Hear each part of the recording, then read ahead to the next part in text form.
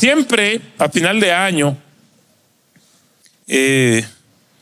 uno pasa revista que yo prometí este año que no hice, que me propongo hacer para el año que viene, cuáles son sus planes y dónde está Dios en esos planes, qué rol ocupa.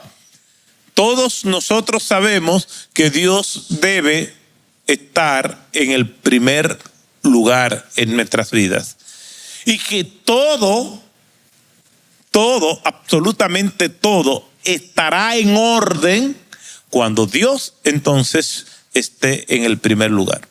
Y yo creo que una de las prácticas, disciplinas y hábitos que nosotros debemos cultivar más es la oración. Pero no es la oración mecánica que nosotros hacemos, que muchas veces no tenemos ni siquiera conciencia de la audiencia que el Señor nos está concediendo en este momento.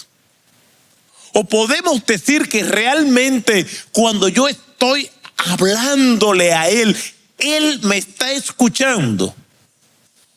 O Dios, simplemente porque yo diga su nombre, Dios, Él me va a mirar y me va a escuchar. O Dios tiene algunos requerimientos para escuchar lo que nosotros le decimos.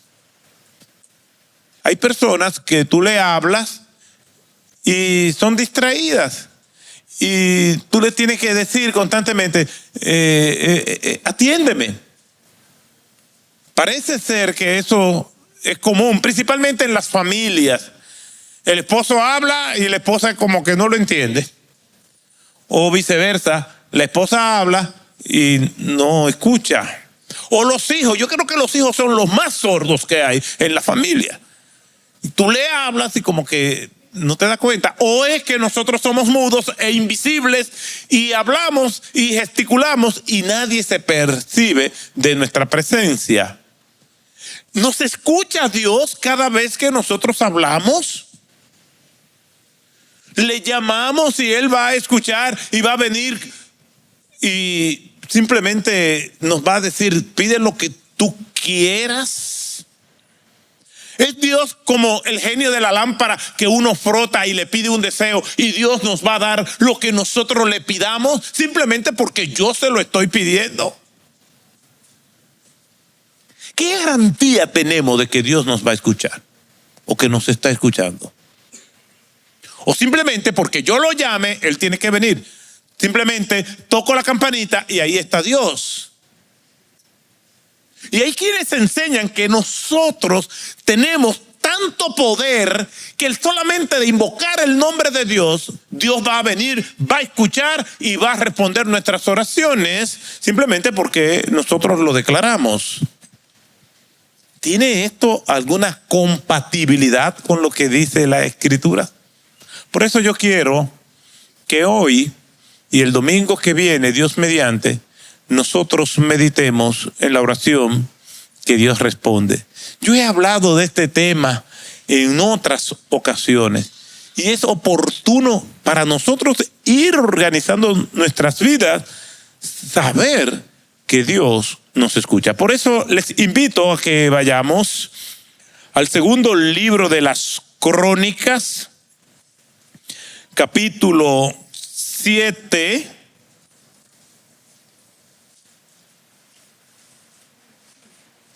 Y leamos los versos 14 al 22. Normalmente leemos el 14 y también el 15. Lo sabemos de memoria, es muy conocido este pasaje, pero yo quisiera que leyéramos hasta el 22. Segundo libro de las Crónicas, capítulo 7, versos 14 al 22. Y dice así la palabra del Señor. Y si se humilla mi pueblo, sobre el cual es invocado mi nombre, y oran, buscan mi rostro, y se vuelven de sus malos caminos, entonces yo oiré desde los cielos, perdonaré su pecado y sanaré su tierra. Ahora mis ojos estarán abiertos y mis oídos atentos a la oración que se haga en este lugar. Pues ahora he escogido y consagrado esta casa para que mi nombre esté allí para siempre, y mis ojos y mi corazón estarán allí todos los días. Y en cuanto a ti, si andas delante de mí como anduvo tu padre David, haciendo conforme a todo lo que te he mandado y guardas mis estatutos y mis ordenanzas, yo afirmaré el trono de tu reino como pacté con tu padre David, diciendo, no te faltará hombre que gobierne en Israel. Pero si vosotros os apartáis y os abandonáis mis estatutos y mis mandamientos que he puesto delante de vosotros, y vais y servís a otros dioses y lo adoráis, yo os arrancaré de mi tierra que os he dado, y echaré de mi presencia a esta casa que he consagrado a mi nombre, y la convertiré en refrán y escarnio en todos los pueblos. Y en cuanto a esta casa que ha sido exaltada, todo el que pase cerca de ella se asombrará y dirá, ¿por qué ha hecho así el Señor a esta tierra y a esta casa? Y responderán, porque abandonaron al Señor, Dios de sus padres, que los sacó de la tierra de Egipto, y tomaron otros dioses, los adoraron y los sirvieron. Por eso Él ha traído toda esta adversidad sobre ellos. El Señor añada bendición a su palabra. Lo que está sucediendo aquí es sumamente crucial. Dios le está diciendo estas palabras a Salomón en un momento muy importante en la historia del pueblo hebreo, porque estaban nada más y nada menos que inaugurando el templo de Jerusalén. El pueblo había salido de Egipto, y en Egipto adoraban a Dios como ellos podían, pero no tenían un centro de adoración. Y estando en esclavitud allá en Egipto, el clamor de ellos llegó hasta la presencia del Señor, y esa historia la conocemos muy bien. El Señor levantó a Moisés y condujo al pueblo hacia la libertad vía el desierto. Pero necesitaban un centro de adoración, un lugar donde ellos pudieran adorar a Dios pública y colectivamente. Entonces Dios dio las órdenes para que se hiciera un tabernáculo, una especie de templo portátil de telas que se desarmaba, y ellos podían seguir su peregrinación, y donde se estacionaban ahí volvían y rearmaban el templo, el tabernáculo, y así fue durante su peregrinación en el desierto. Una vez que se establecen, todavía seguían teniendo un tabernáculo, y David, que era todo un adorador, todo un poeta, un cantante, un compositor, un músico muy prominente, de los 150 salmos que nosotros encontramos en las Escrituras, aproximadamente la mitad son de David.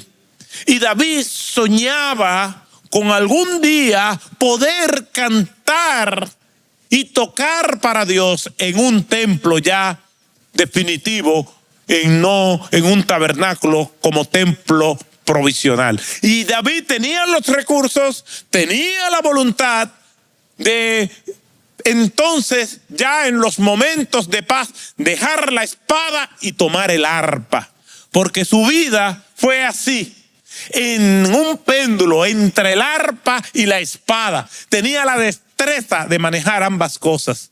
Un contraste entre un hombre rudo y tierno a la vez. Y mantener ese balance no es fácil. Y esa coraza y esa valentía escondía detrás un corazón tierno que Dios honraba. Y David soñaba con hacer ese centro de adoración, ese templo.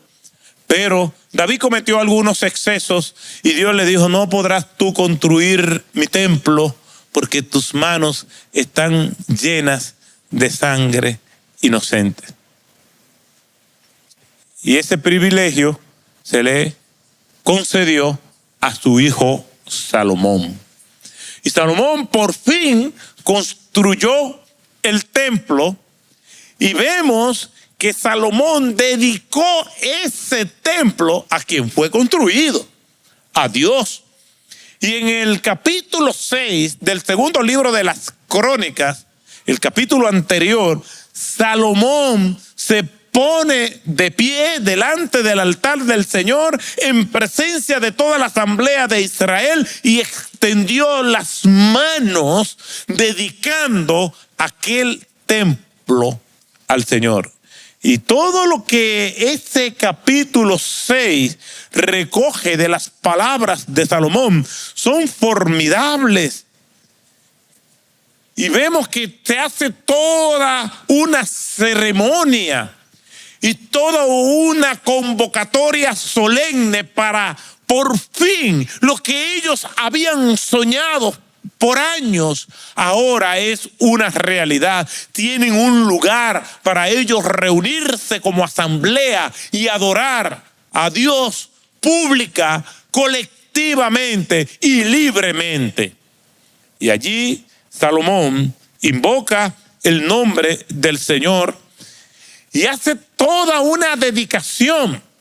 Se postró delante del altar el rey Salomón, aquel que era conocido por su sabiduría, por sus riquezas, que aún los gobernantes de otros lugares venían y se asombraban por la majestuosidad de las vestimentas de los siervos de Salomón.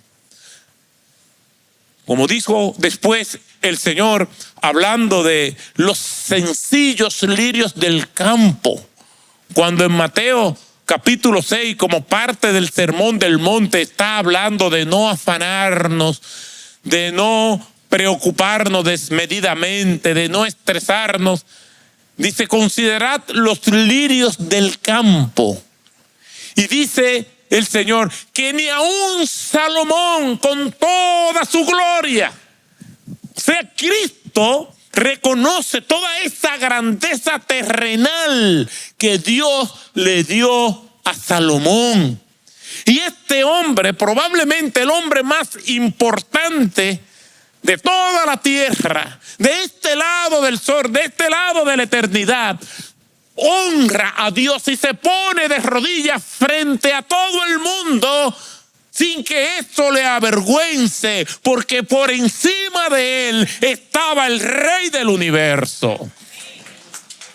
No se avergonzaba de Dios.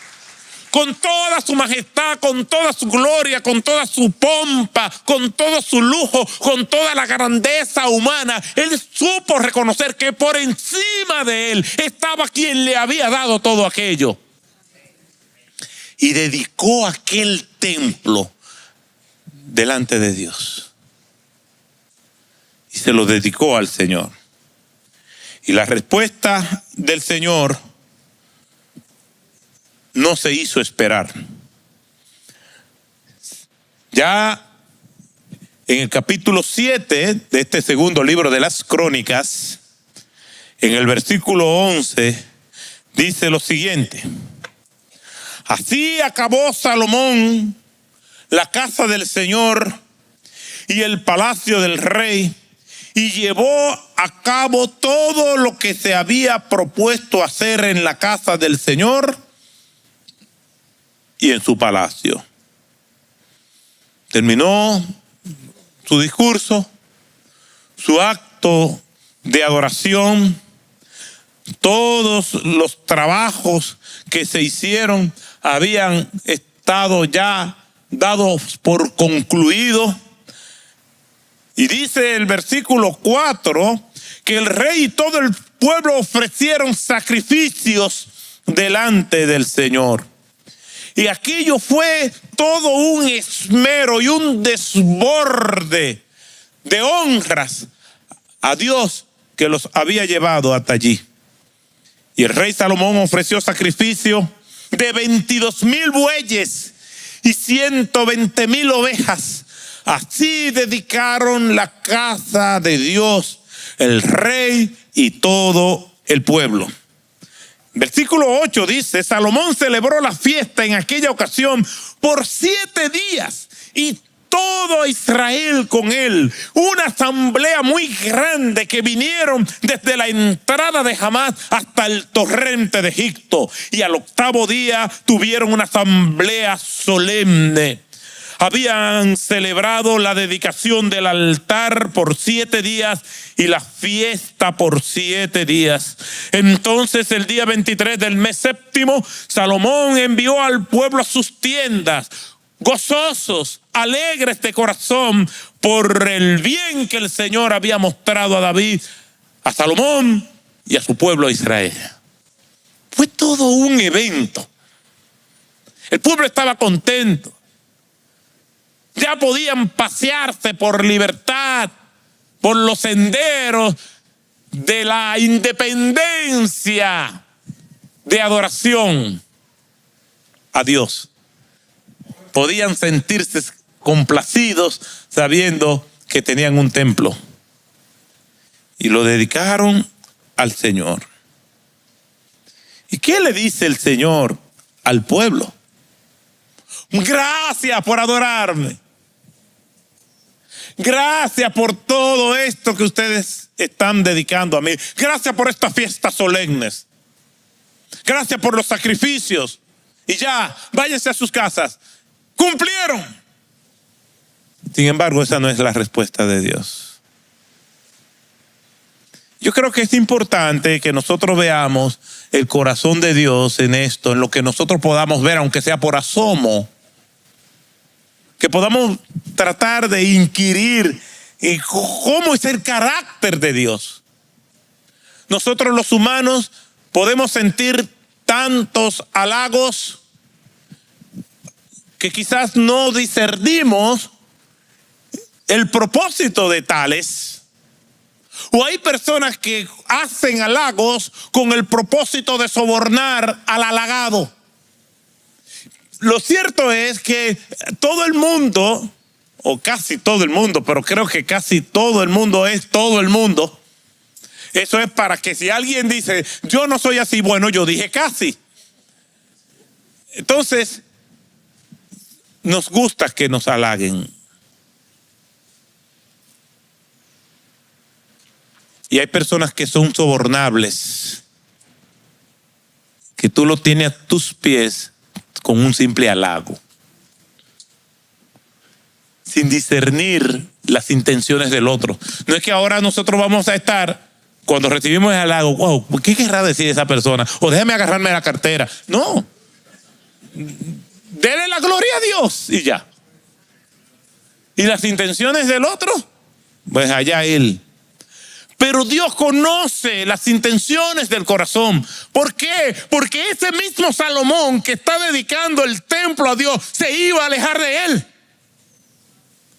Ese mismo Salomón que está inclinado, postrado delante del Dios de los cielos, reconociendo su grandeza, ese Salomón después le iba a dar la espalda al Señor. Y aquello que el Señor le responde, él lo olvida. Por eso Dios no se impresiona con nuestra adoración, no se impresiona con nuestra pleitesía. Él las recibe, Él nos manda que las hagamos. Él manda que dediquemos nuestra vida a Él, pero es para Dios darnos el privilegio de nosotros ser adoradores, porque Dios no necesita nuestra adoración, no necesita nuestras alabanzas. Dios no necesita nuestro dinero, no necesita nuestro tiempo, no necesita nada de nosotros. Él existe en la absoluta perfección de su ser, desde una eternidad pasada hasta una eternidad futura, por los siglos de los siglos. Simplemente nos da el privilegio de nosotros disfrutar de su presencia, de nosotros poder decir: tengo comunión con Dios. Dios me dio una audiencia y pude hablar con Él. Fui obediente a lo que Él me mandó a hacer. Somos nosotros los privilegiados. Como dijo el padre de Salomón, David, en el Salmo 8, cuando veo los cielos, obra de tus dedos, cuando veo el universo, cuando veo la majestuosidad de tu creación, cuando vemos la exuberancia y el misterio del Amazonas, cuando vemos las intrigas del Sahara, los tulipanes de Ámsterdam, cuando veo la majestuosidad de la cordillera central, digo: ¿quién es el hombre para que tengas de él memoria, y el hijo del hombre para que lo visite? ¿Quiénes somos nosotros para que ese Dios eterno, grande, magnificente se acuerde de nosotros?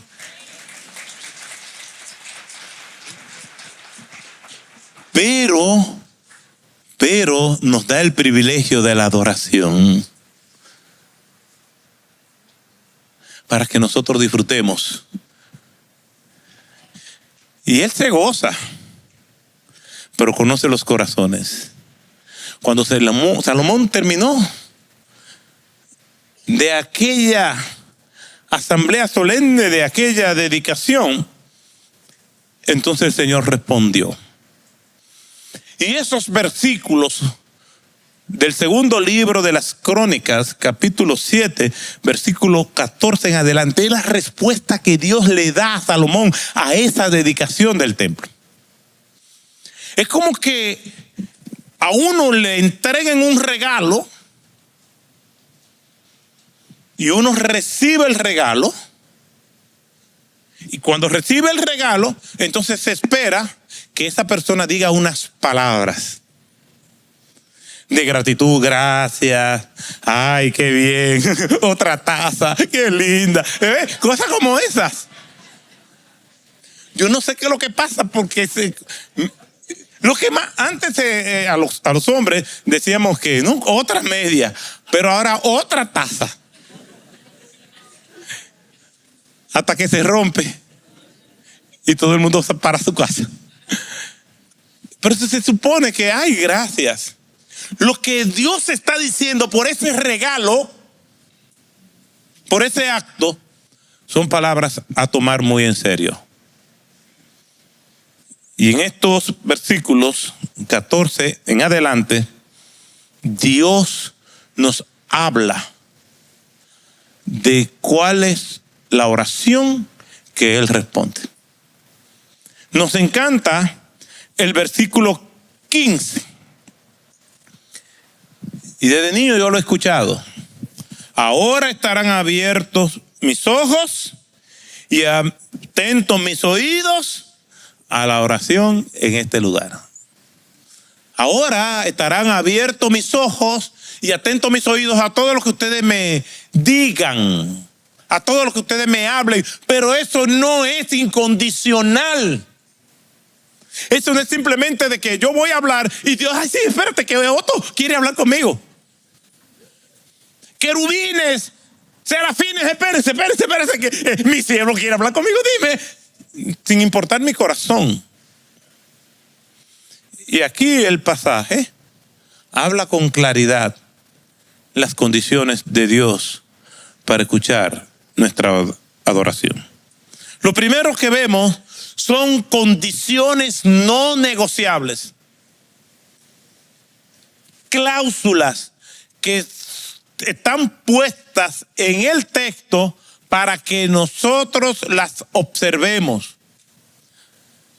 Y en este texto nosotros lo que tenemos que hacer, porque no estamos inaugurándole un templo a Dios, porque Dios no habita en templos hechos por manos humanas.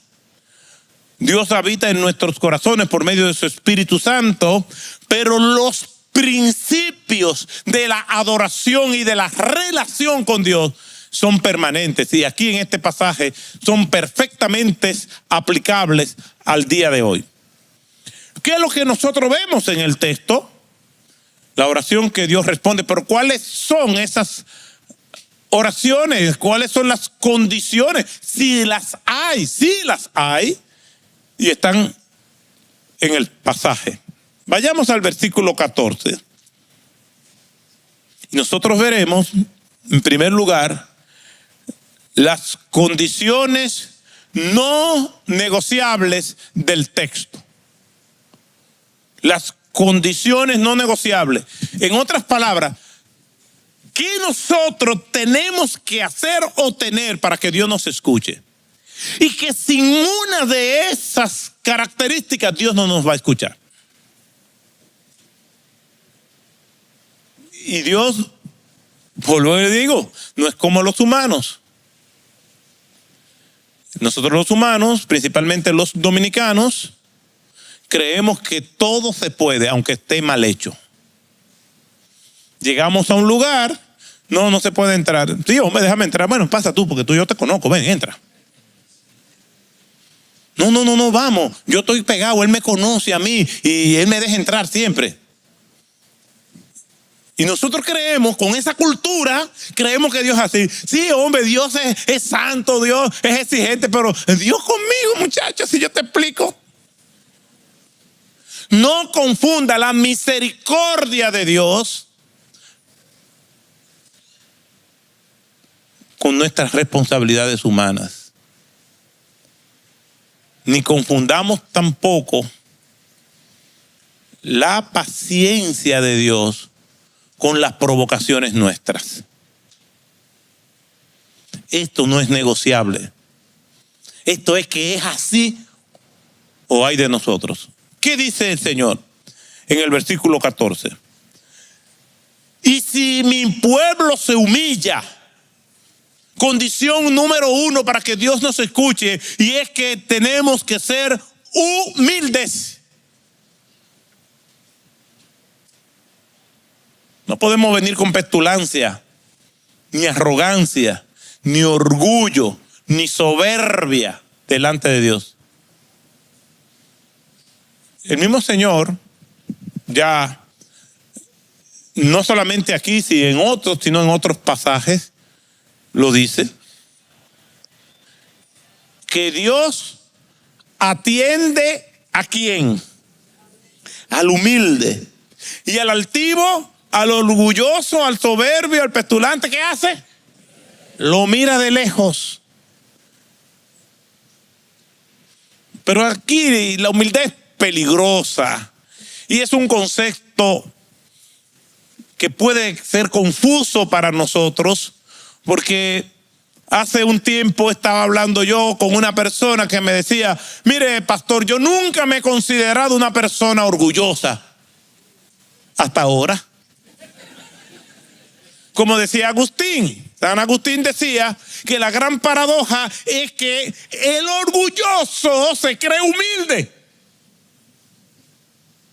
Y el humilde, entonces, se cree orgulloso. Entonces, si yo preguntara, ¿cuántos orgullosos hay aquí? Todos debemos levantar la mano para que entonces nos digan que somos humildes. Porque es un asunto complejo.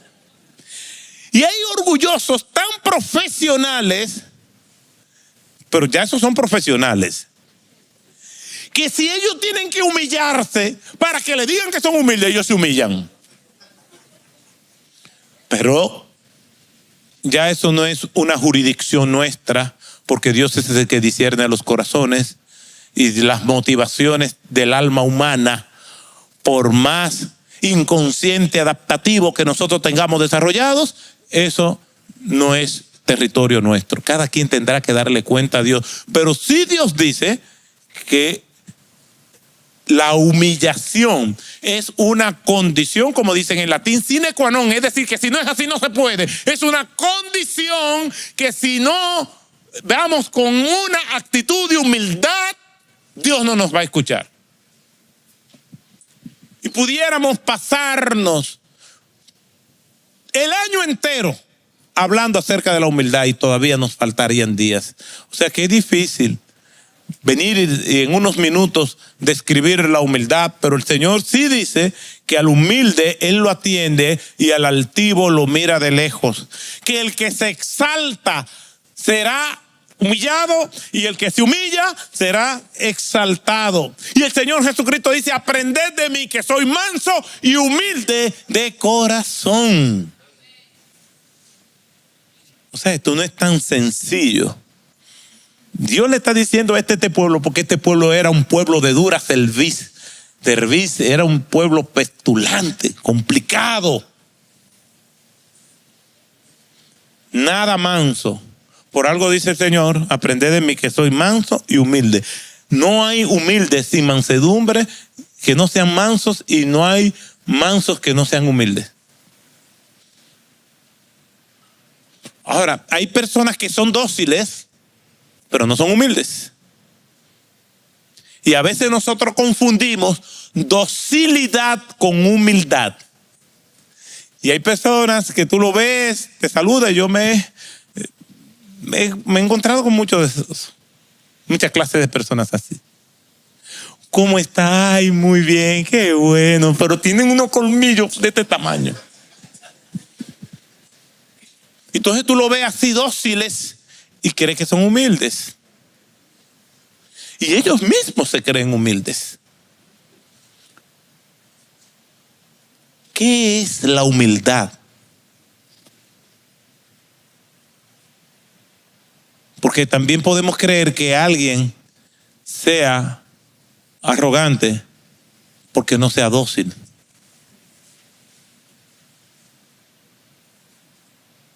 Y David quizás es el perfecto ejemplo. Una persona de armas a tomar, pero parece que tenía un corazón conforme a Dios. Es algo complicado porque la vida de David tiene episodios muy grises y turbios, pero Dios tiene sus razones que quizás nosotros no comprendemos a profundidad para llegar a decir de David que era un hombre conforme a su corazón. Pero la humildad más bien es una disposición del alma que nosotros insistimos en practicarla. No es un sello indeleble, no, que yo soy humilde y ya soy humilde. No, es que yo tengo que mantenerme en humildad más que decir yo soy humilde. Hace tiempo leí que la humildad verdadera es aquella que calla de manera insistente sus virtudes y logros y deja que otros, si quieren, las reconozcan. Porque no hay nadie más vacío que el que está lleno de sí mismo. ¿Y qué Dios hace para que nosotros seamos humildes? Nos humilla. Porque la humildad es una práctica que se hace de manera voluntaria o de manera impuesta por el Dios que está en los cielos.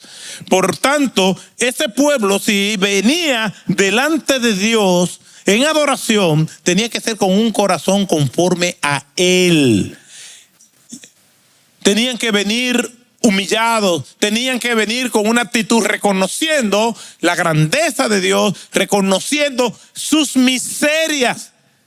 reconociendo que ellos no valían nada, que todo lo que habían logrado era por gracia y misericordia de Dios. El humilde reconoce que no tiene méritos. El humilde reconoce que todo es por gracia de Dios. El humilde reconoce que todo es por la misericordia de Dios. El humilde reconoce que sin Dios él es nada. Contrario al orgulloso, que cree que tiene sus méritos y lucha y batalla para que te lo reconozcan. Dios le está diciendo a este pueblo: si ustedes se humillan, entonces yo lo voy a escuchar. Pero no es lo único, porque la humillación entonces conlleva un propósito, y es orar al Señor. Mírenlo aquí en el texto. Y si mi pueblo se humilla, pero se humillan para buscar mi rostro en oración y oran.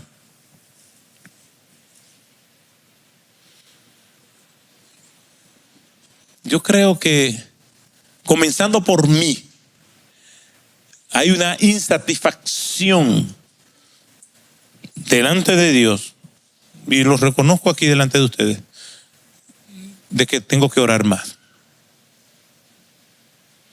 Y me pongo a pensar en la misericordia y en la gracia de Dios sobre mí, a pesar de mi deficiencia en mi oración y dependencia del Señor.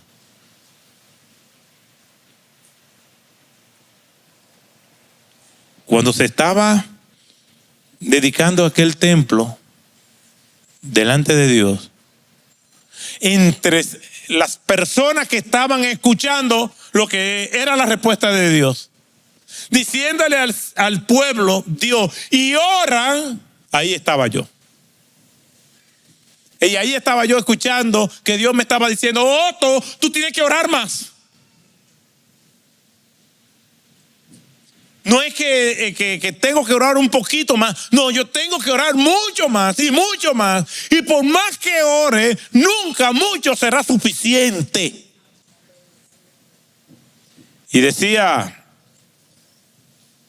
Martín Lutero que él oraba una cantidad de horas. Y que cuando no tenía tiempo, oraba más. ¿Por qué? Porque cuando no tengo tiempo es porque estoy más en peligro. Y la oración no es simplemente venir y Señor, gracias, que a veces hasta de manera mecánica. Es una conversación con Dios sobre todo lo que tiene que ver con Él, lo que tiene que ver con nosotros y lo que tiene que ver con otros. Dios le está diciendo a este pueblo sus condiciones: humildad, oración y busca mi rostro. No es simplemente la oración y ya salí de eso, o ya cumplí contigo, Señor. No. Es que buscan mi rostro. Hay una dependencia del Señor donde nosotros estamos constantemente. Imaginémonos esto.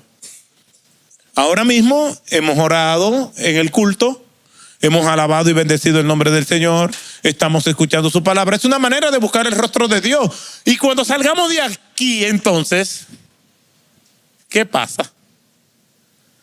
Esta búsqueda de Dios es constante en donde quiera que nosotros estemos, manteniendo nuestra comunión con Él. No sé, cuando miramos hacia atrás durante estos 12 meses ya de este año, ¿cómo ha sido nuestra búsqueda de Dios? La búsqueda del rostro de Dios es lo que se llama antropomorfismo. Es como imaginarse la figura humana de Dios para que nosotros podamos comprender lo que Dios quiere decirnos en su palabra. Pero le voy a dar un ejemplo de esos antropomorfismos de la Escritura. Dice la Biblia que Moisés subió al monte Sinaí. ¿Recuerdan eso? ¿Verdad? ¿O no lo recuerdan? ¿Estuvieron ahí? Ok, pero lo dice la Biblia. Entonces subieron al monte Sinaí. Y subió al monte Sinaí. ¿Y qué parte de Dios vio Moisés? ¿A bien quién recuerda? La espalda. ¿Pero tiene espalda Dios? Eso es un antropomorfismo. Es un recurso gramatical para hacernos entender que Moisés vio una parte de Dios. No vio el rostro de Dios, vio un reflejo, la espalda de Dios. ¿Y qué pasó con Moisés? Que cuando venía bajando del monte Sinaí, su rostro resplandecía de forma tal que molestaba a la gente por la brillantez del rostro de Moisés, y hubo que cubrirle el rostro. Todo esto pasó con Moisés por ver simplemente la espalda de Dios, a Dios parcialmente.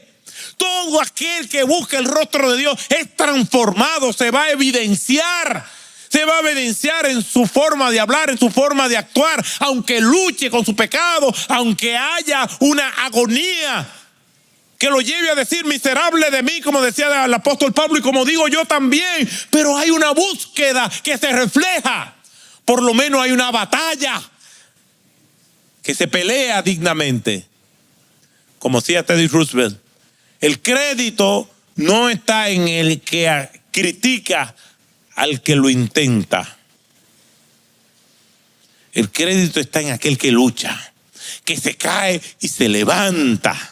El crédito está en aquel que su vida está curtida por las batallas. Y termina diciendo la cita: prefiero estar con esos que caen y se levantan que marchar con aquellos que viven en un ocaso gris, que no saben nada de derrotas, pero mucho menos de triunfo. Cuando buscamos el rostro de Dios, es posible que la batalla arrecia, que la tormenta aprieta, pero Dios no nos va a dejar. ¿Por qué? Porque estamos buscando su rostro. Aquí Dios le está diciendo al pueblo: me están dedicando a este templo, sean humildes, oren, sean dependientes de mí y vuélvanse de sus malos caminos, sean sensibles. Una persona que ama a Dios es una persona sensible y sufre mucho por la sensibilidad que tiene. Es como dice la Escritura: el que añade conocimiento añade dolor. Y el que es muy sensible también sufre mucho. A veces tienen tanta sensibilidad que se pasan la vida pidiéndole perdón a todo el mundo, aun cuando quizás no hayan ofendido a otros, pero su nivel de sensibilidad es así. De cualquier cosa reaccionan, pero no ofendiéndose. Porque hay dos tipos de sensibilidad. La sensibilidad que te provoca ofensa, yo le llamo a esas personas hiperñoños, que de cualquier cosa se ofenden. Pero no es de esa hiperñoñería que yo estoy hablando, porque una persona que se ofenda de cualquier cosa es una persona inmadura. Yo estoy hablando de la sensibilidad que me lleva a humillarme constantemente delante de Dios y delante de los demás. Esa es la sensibilidad que edifica y se vuelven de sus malos caminos. ¿Sabe por qué? Dicen se vuelven de sus malos caminos porque hay personas que creen que no andan en malos caminos. Pero el que es muy sensible a Dios no se compara con los demás, sino se compara con Dios. No se compara con la poca luz que irradian otros, sino con la luz eterna de Dios, que alumbra todos los rincones del alma humana y todo sale como la luz del mediodía. ¿Cuál es la oración que Dios escucha? Seguiremos viéndolo el domingo que viene, pero Dios requiere humildad, persistencia en la oración, dependencia de Él y sensibilidad. Que nosotros en lo que queda del año podamos hacer los ajustes en nuestra vida de oración. Que podamos ser contados en aquellos, no que la gente sepa, sino contados por Dios como aquellos que aman y disfrutan hablar con Él.